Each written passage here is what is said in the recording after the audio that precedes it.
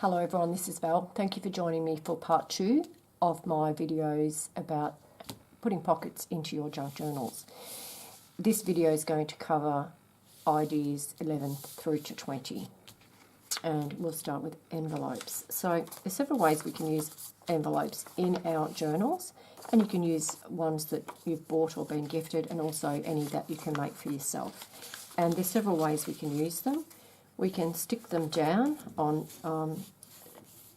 side and bottom, and then you have a little tuck spot in here and another one behind. It's not my best effort there with that, but not to worry, that's not what I'm trying to show you right now. Or if you want to decorate the thing even further, you can have your tuck spot behind and add other little elements at the front, other little tuck spots at the front, and make other little tucks. You can also sew your envelope to the edge of your page. So in this case, I would sew or glue it along here, so that on this side you've got a flip out and ephemera in the envelope, and on the other side the sewing creates a little tuck spot there behind that flap. You can also just paper clip your envelope to the page, and that's effective. But you can also use, like I have one here of my altered paper clips, which also looks very pretty just there to hold that envelope in place. So that's envelopes. The next one I want to show you, just making sure I'm in the centre of the screen here, is coin envelopes. Now, I think they're coin envelopes, these ones. So that's a really simple little pattern, and I just make them myself to whatever size and shape I really want them to be. And they're quite simple to make. I just start with a rectangle of paper, and I fold over one end, and then just fold the other one over to just tuck underneath there, and that will eventually be glued. And then fold up the bottom. Now, I cut away some of this. I'll cut away that side, and just mitre those corners there. And then that eventually gets glued up there. And the only other thing I do, apart from inking the edges, is to use my circle punch to cut out that half circle. And that way, when you stick that on your page, you've got your pocket in there and your tuck spot also behind. So that's coin envelopes. The next one I use is where I use the page elements themselves to create a pocket. This is a bit bigger than I would normally use, but it was one I had to hand, and I print the second copy of that page and then cut out one of the elements. In this case I might do the bird, and then just stick that over top of the picture, and it is a pocket there behind the bird without interfering with the image on the original paper. The next one I want to show you is belly bands. Now, belly bands can be vertical, just trim to size, and then just glue or stitch both sides of it, and then you have your tuck spot behind.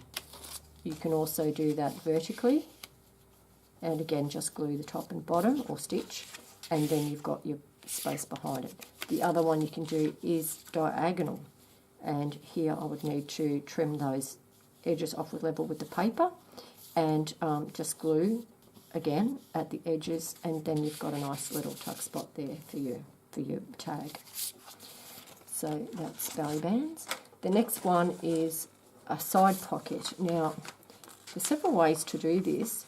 One of them is simply to have a piece of paper, cardstock probably is best here, and stitch or sew on those three sides, and that creates your little, that's not the best tag to go in there, creates a little side pocket there for that. You can also do this in this way. So what I've done is just folded that paper. They could be equal folds, but in this case I've done it this way. And so you hook that over the paper and just sew or glue the tops, and that gives you a pocket in here and also a pocket here. The other thing you can do is make a double layer of this side pocket. So you could have a pocket there and a pocket there, just by gluing or stitching across the tops. I also sometimes do this with my music paper because the sheet music pages are usually too big for the journal. I have to trim height-wise as well, but this is basically what I do. I put my sheet music in, and then any extra gets folded over, and I just stitch the tops or glue the tops, and that creates your little side pocket. So that's all the many ways you can make side pockets for your journals. The next one is what I call a side slide, and there's two ways to do this one. One is with two pieces of paper. Now, they don't have to be printed. They could be just cardstock or tea-dyed paper. And I just glue or stitch the top and the bottom and use my circle punch to cut that little half circle there. And then when it goes into the book like so, you've got a little tuck spot in there, and another little tuck spot in there. I hope you can get the meaning of that without I actually do it, because I'm using this paper for something else. It was simply something to show you that technique.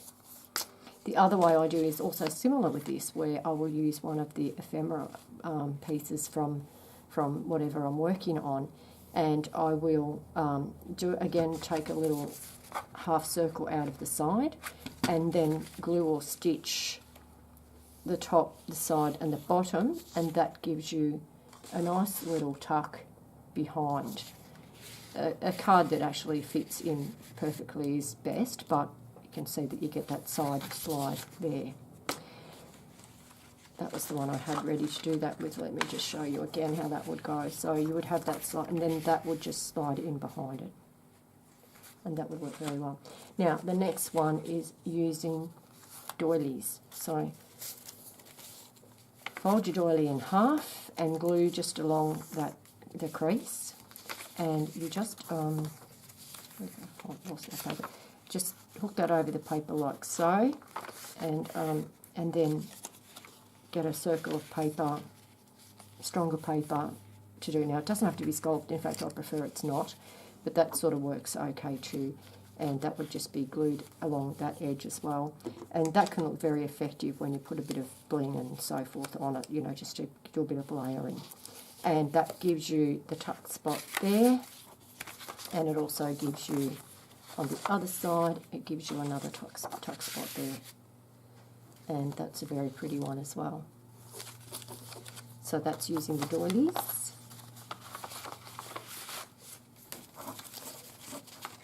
And this one is using your junk mail. Now, I've used new envelopes here because I've got squillions of them, but you can just use junk mail if you don't wreck it too much getting your letter out of that envelope.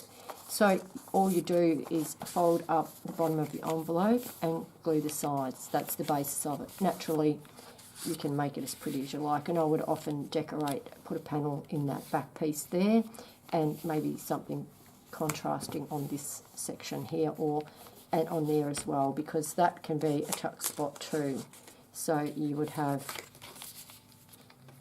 pocket there and pocket there, and also, of course, tuck spot behind.